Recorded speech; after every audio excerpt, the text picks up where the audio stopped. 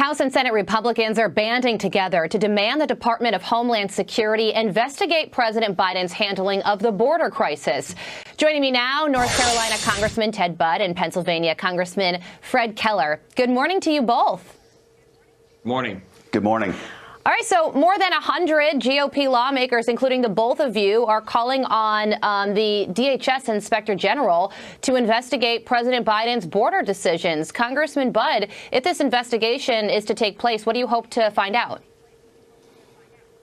Look, we've got a long list. It is an extensive request. We want to know who came through at the checkpoints that was denied, who actually made through, who was caught in between the checkpoints. And what are the gotaways? And then what are the responses?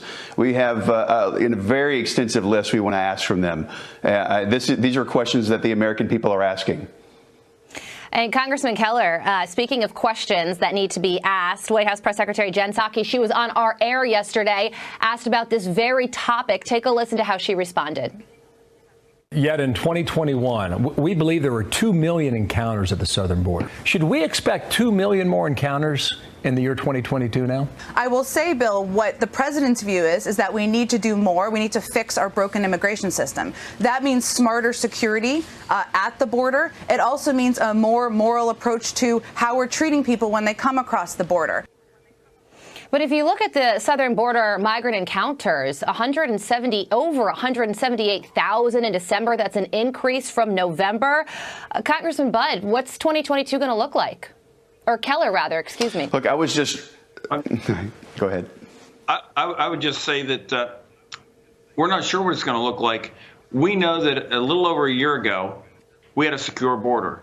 We did something that the president and vice president didn't do. We went to the border, many of my Republican colleagues, and we learned what the Trump administration put in place worked. Our letter also asks, what information did the Biden administration use? Where did they get information that told them they should undo those things that have proven to work? And if they're concerned about humanity, they ought to be concerned the fact that this border is open and that cartels have more control over this border, and there are people being trafficked now.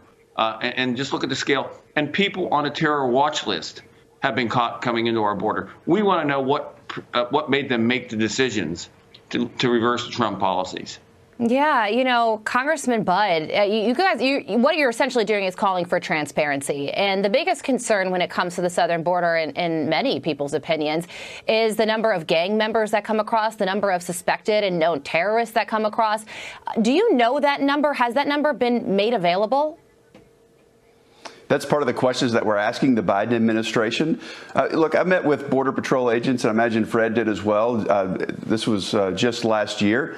And they said, we need to finish this wall. I mean, at the same time, we're looking at tens and tens of millions of dollars of steel that's just laying there. That was and then idle diesel equipment that's ready to build the wall that was shut down a year ago yesterday when Biden was inaugurated.